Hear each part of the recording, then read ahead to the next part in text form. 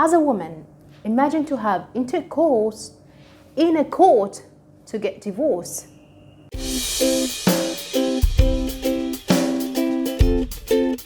Hello, this is Nur Al-Amal, and today I'm going to talk about feminism. We all hear the word feminism being talked about now more than ever. But what does that word mean and what its origin? Feminism was born at the end of 19th centuries in Western countries, and it's associated with women. But we cannot talk about it without going back to the history. What a lot of people don't know, that women suffered throughout history to gain their rights. Women in Western countries were treated as a slave by the society. They denied from the simple rights, such like education and job. Lots and lots of practices were carried out by men on women. A practicing such like is called bridal, which is still mask women forced to wear. It prevents them from eating, drinking, talking for several hours. Only the one who have a key can open it. It's designed to emulate and give pain for the wearer person. In this case, they called it the nagging woman. Even in a country such like Britain, they put a halter on a woman's neck and drag them to the local market. A man can sell his wife to reduce the divorce cost or pay off his debts. Another outrageous practicing against women. If a woman wants to get divorced because of her husband's sexual impaired, she's forced to make intercourse in a court in front of all judges and all out watching, just to let them believe that her husband have this problem and to gain a legal divorce.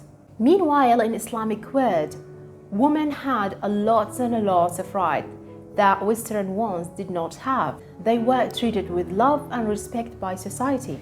Woman has a full ownership on her possession, whether that after marriage or before marriage, it does not make difference.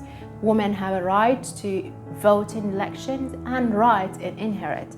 While some will argue that her inheritance share is less than a man, I would say yes, because God is fair. Man is the one who is responsible for spending, not her. She don't have to spend any single penny on her house. This is the man's responsibility. The only reason that leads some Muslim women to demanding their right recently, it's because customs and traditional that practicing against them, which has no related to Islam. And some practicing that coming from what we called it the proponent of patriarchy.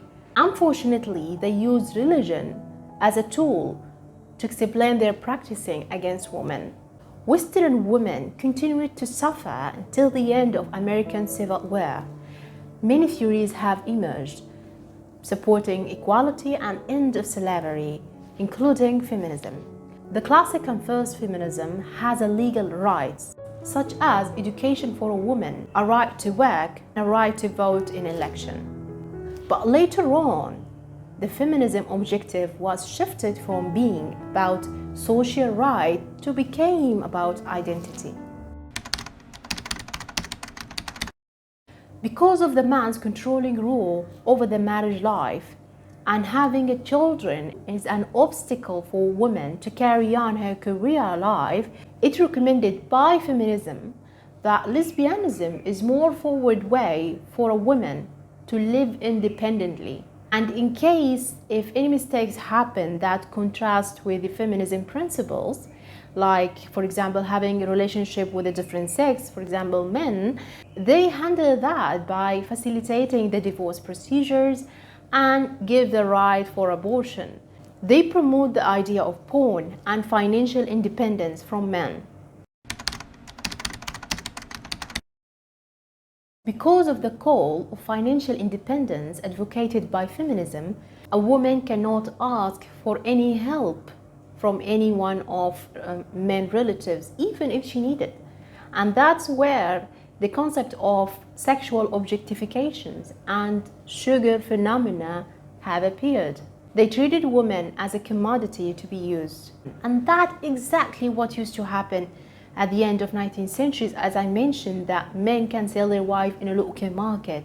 This happened exactly, but the difference here is like an indirect way or inelegant way, but it's the same. Despite the demanding for equality with men, still women get only 64% of wages for the same job comparing to men. And that leads us to two facts behind the supporting and encouragement by businessmen and politicians. First one, to get benefits from collecting taxes from the half of society that used not working before. The second one, the prostitution trade that represent one of the largest economics for many countries such like Cuba and Russia. At the end, freedom is the most precious thing in the world.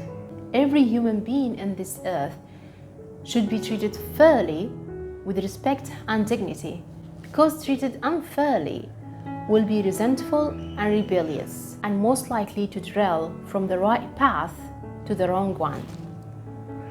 That's it, and thank you. Have a nice day.